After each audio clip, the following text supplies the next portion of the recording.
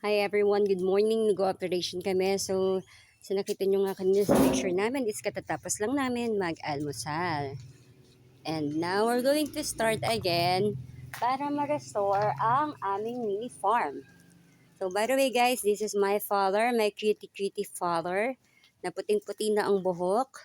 Na ang ganda ng pagkaputi ng buhok niya kasi akala ko kinulayan. Yung pala, ganyan pala talaga originally ang buhok pag hindi na nakukulayan ng color black. Ayan.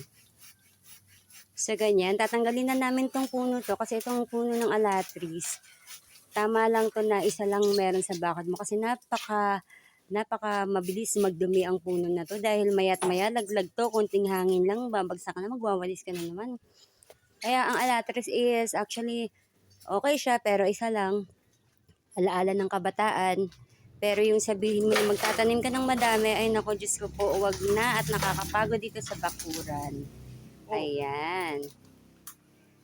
So, ito nga ang alatris na to is, na ano siya nabuwal siya nung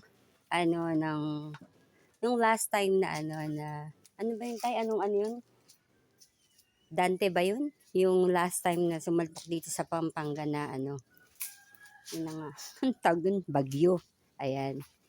So, tatanggalin na namin siya and siguro papalitin na lang din namin siya ng ibang puno, yung mas okay. Depende. Siguro pag naayos-ayos na tong lahat. Ayan. Diba nakita niyo naman kung paano ko noon ni-restore ito?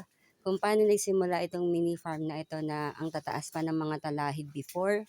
Pero ngayon, tingnan nyo. Oh, at pinakita ko rin pala sa inyo yung napakagandang lugar na nito before. Na ang sarap-sarap pahingahan tuwing hapon. May duyan pa doon. May duyan pa diba doon sa may mangga. Ayan, ayan. Dahil nagbagyo, ito na naman po. Actually, same scenario. Every magbabagyo, ganito talaga yung nangyayari dito.